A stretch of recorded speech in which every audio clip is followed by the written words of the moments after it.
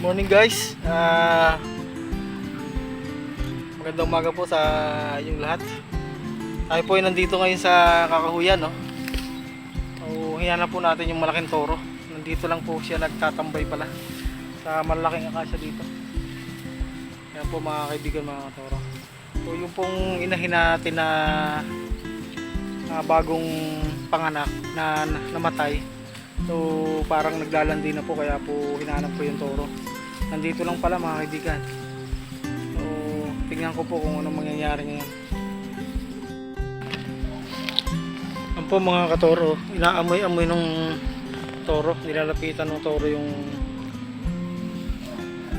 inahin nating baka. So tingnan po natin kung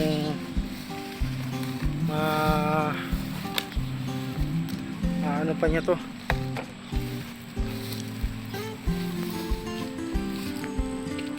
Kung masasampahan pa niya mga katoro, mga kaibigan. Yan po ko. So ganyan po yung baka na na naglalandi. So kapag pinuntahan ng toro, siya po ay hindi umaalis. Nananatiling nandyan lang sa pwesto niya. Paikot-ikot lang yan mga kaibigan.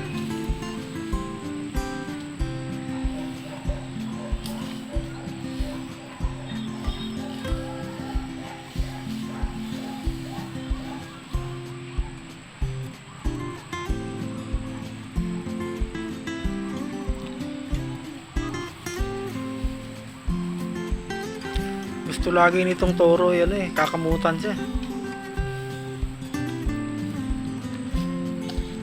Laging gusto nito ay kakamutan, kaibigan. Ayan.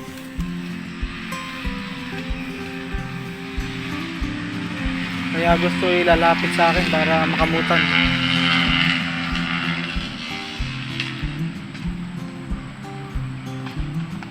Nasanay po yan mula pagka dating dito sa akin kinakamutan. Pero may po to, may ugali ito. 2 beses na nito akong sinumbang nung maliit-liit pa to. So nanunumbang to. Kaya nga may butas yung nito yung mismong sa ilong. Kasi nanunumbang to mga kaibigan.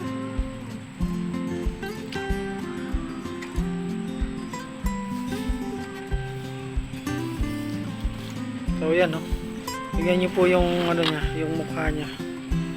So kakaiba siya. So laging parang mabalasik yung mukha niya. Hindi katulad ng isa kong toro na mukha niya makikita mo talagang mabait siya mga kaibigan. So ito kakaiba to. Talagang nanonoro to. May ugali siya kapag siya'y nasaktan. Tatandaan ka niyan. O kaya pa yung baka ay wag din natin sasaktan at mga baka po ay nagtatanda rin. So tinatandaan din po tayo niyan mga kaibigan.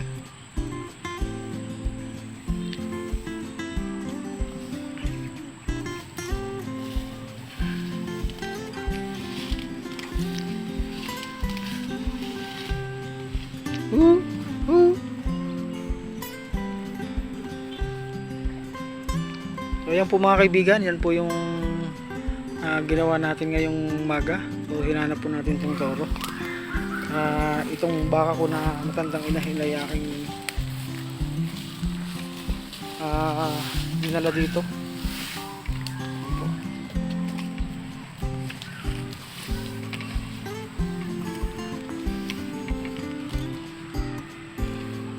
So hintayin ko lang po kung sasampahan siya ngayon mga kaibigan.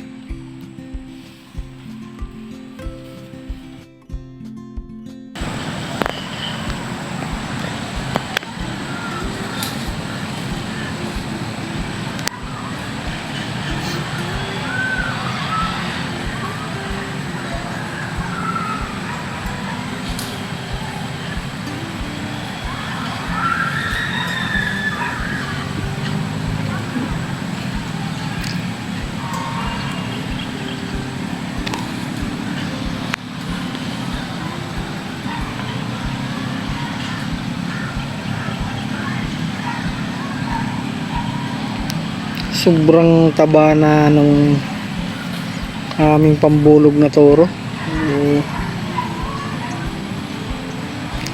Tabad na siyang bumulog mga katoro. Sobrang laki ng katawan niya. Hindi na siguro masyadong agresibo. Yan itong toro namin. Ayaw umalis nung aking inahin eh. Yung toro namin na pambulog eh, hindi siya agresibo.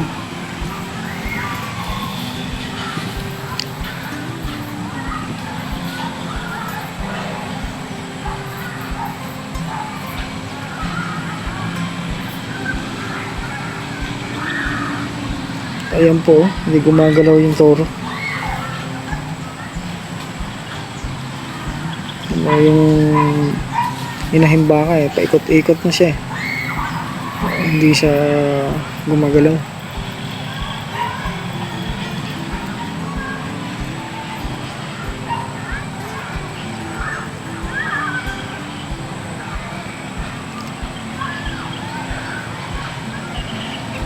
Sobrang laki niya mga kaibigan.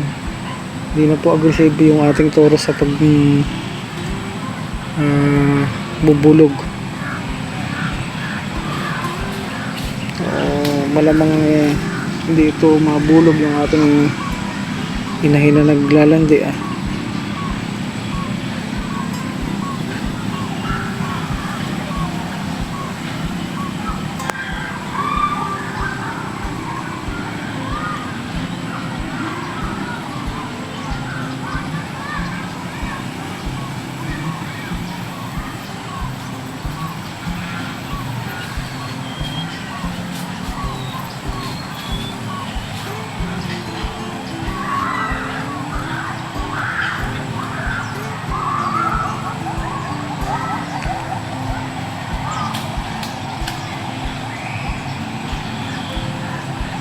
Yan po yung toro.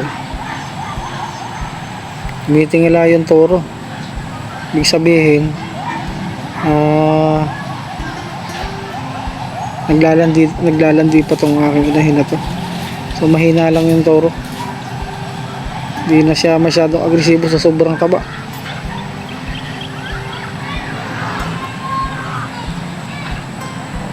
Hindi lumalapit eh.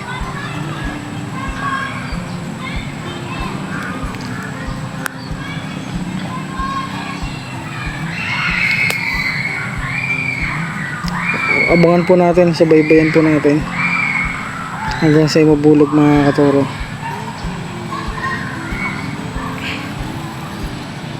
Tatagaan po natin dito na kuhanan to para makita ko rin kung maayos pa to. Kapag ito ay hindi na masyadong agresibo, so kailangan na itong palitan. Makakabili na ng bagong pangbulog. Dahil kapag yung mga inahin namin ay naglalandi, so malilipasan mga katoro mga kaibigan kapag ganito ang toro. Masyado na siyang mataba, hindi niya kaya yung kanyang katawan, hindi na siya agresibo.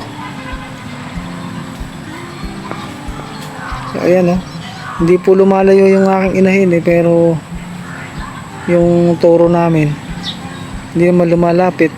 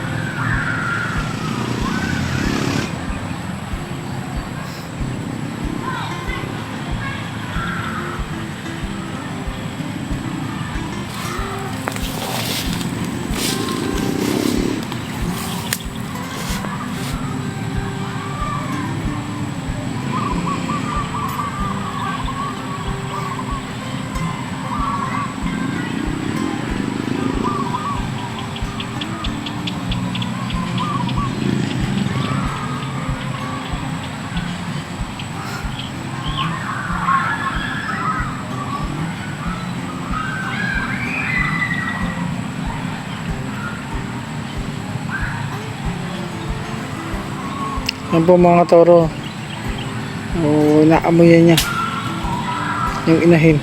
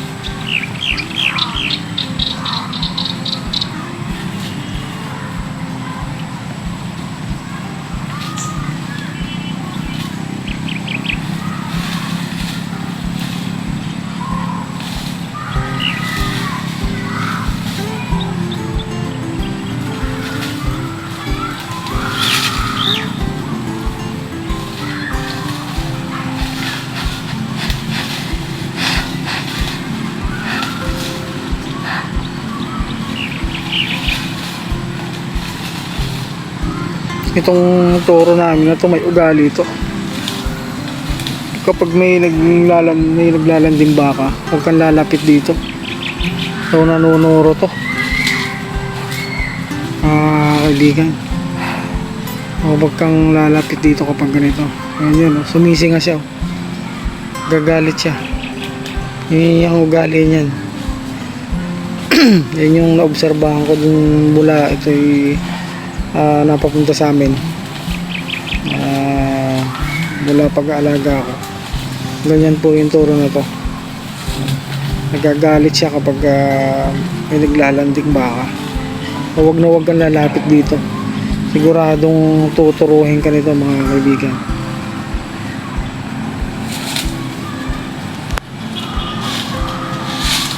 So, abangan po natin hanggang siya ay maturo. Ayun po mga kaibigan, nagagalit siya. Yun yung attitude ng toro na to. Pag may naglalanding baka, huwag na huwag kang lalapit, nagagalit po yun.